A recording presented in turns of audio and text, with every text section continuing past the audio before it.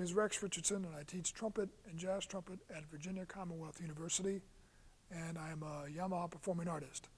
I'd like to demonstrate how one could put together their own daily warm-up and practice routine, and to show that it can be done pretty easily by focusing on a few elements that we should all be thinking about as brass players every day. Rather than just playing some long tones, I think it's great to implement various skill sets, say articulation and flexibility, into the routine. What I usually start off with is doing a little bit of mouthpiece practice, and I like to do this exercise.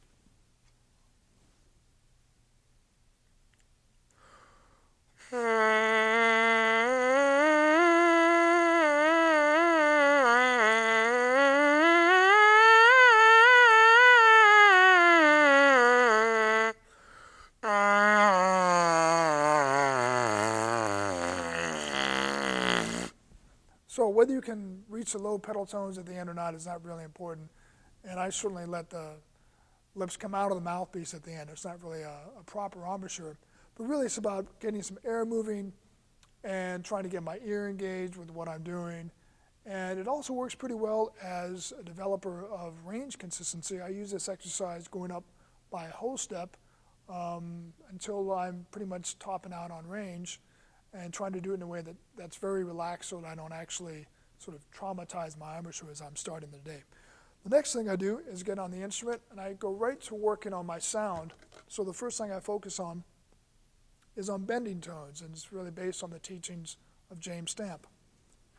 So the concept with bending is that you might start off playing a note, and then you bend it down a half step and bring it back up, and you're trying to find that sweet spot in the sound.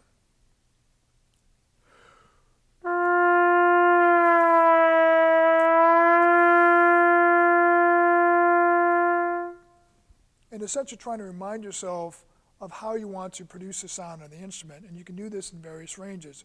What I like to do is add a half step below and essentially 2 half steps above. That is, I'm keeping the pitch at G, but I'm fingering an A flat and an A, like so.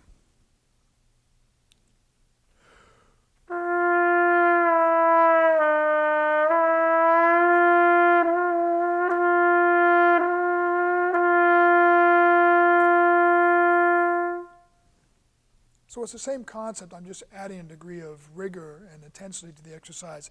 If at first this is difficult, I think you just start off with a half step, and as that becomes easier, you can add more elements to the exercise. This can work great in different ranges of the instrument too.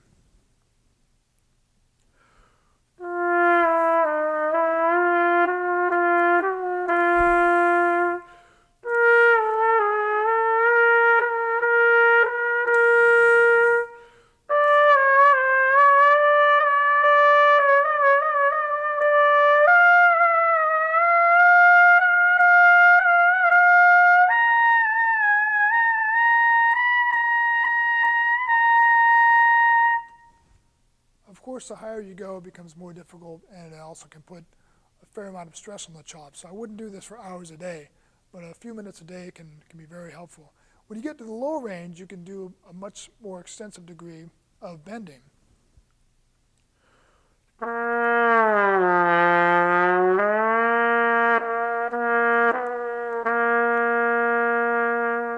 And this can be a great way to work on centering in your low register, like so.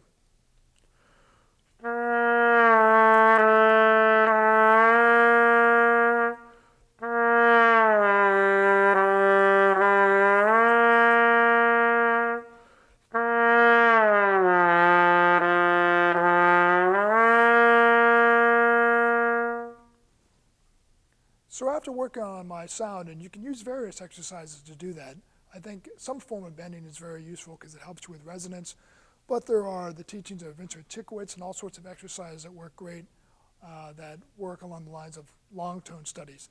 Next, I think it's great to work on some sort of scales and articulation. So you're combining a challenge to the fingers with working on different forms of articulation. So say I take a difficult key, or what tends to be a difficult key for trumpet players, F sharp major, and play a very simple scale exercise.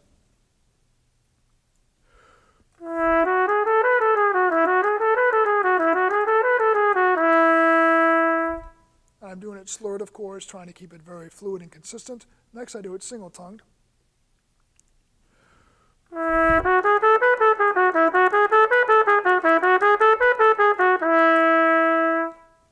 And then K-tongue. Now, when I do K-tongue, I'm trying to get more of a ga syllable. Ga, ga, ga, ga, ga, ga, ga, ga, ga. Because when I double tongue or triple tongue, I want a da, ga, da, ga, da, or da, da, ga, da, da, ga, da. I don't want to use an actual tu or ku because it ends up being a little bit too brittle sounding.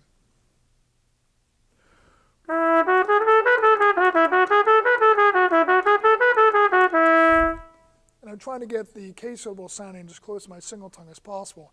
Next, I do double tongue, but I keep it slow because I'm working on the sound rather than the speed. Let's face it, double and triple tonguing fast, I mean, that's a pretty natural, easy thing to do. But making this articulation sound great is not so easy, and that's why we have to practice it slowly to make it work.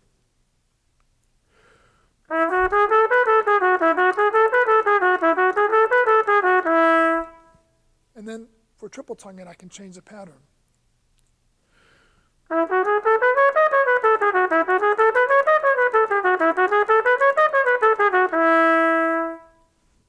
And then if you play jazz, you can also work on your jazz articulation with the same exercise.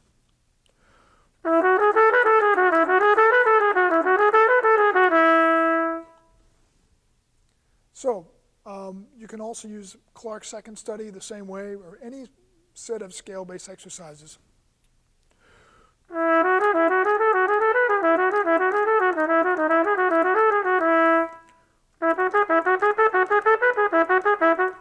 Etc. I can take it through all sorts of patterns, even triple tongue, even though that doesn't feel very intuitive at first. You start off thinking in terms of triplets, da da ga da da ga da da ga da da ga da, and then you can go back to filling groupings of 4. Da da ga da da ga da da ga da da ga da da ga da da ga da da ga da da ga da. It feels a little bit, clumsy or awkward at first, but it definitely gets easier. The next phase of the practicing, and again, you can do any sorts of exercises for articulation as long as you're working on different forms of articulating and ideally adding some finger challenges. The next area of practice would be flexibility. So you can take a simple exercise such as this.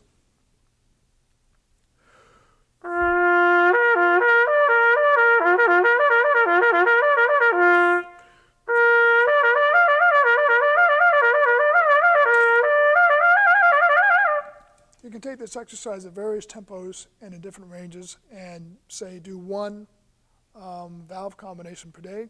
You can also add elements of articulation, just like we did with the scale exercises.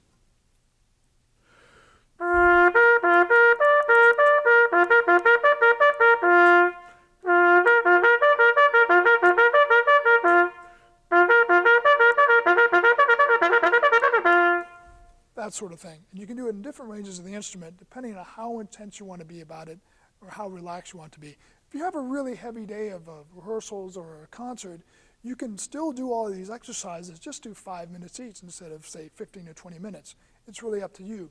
The ideas behind this routine are really designed to be flexible for your own needs on a daily basis.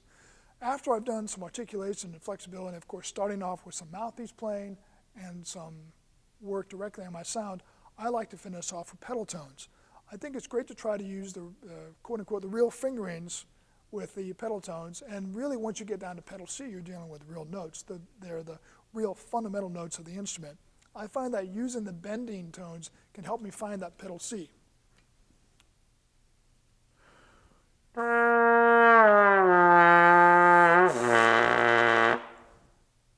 It's not a very pretty sound, but it's great to work on this.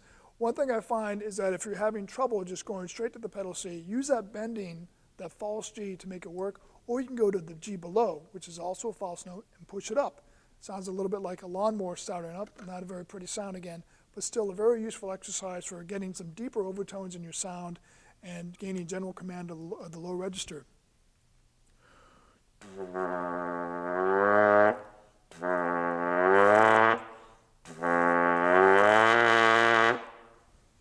So, a few minutes of this, and you're going to find that nice tingle in your chops, you're getting some fresh blood in there, and you're basically done with your routine.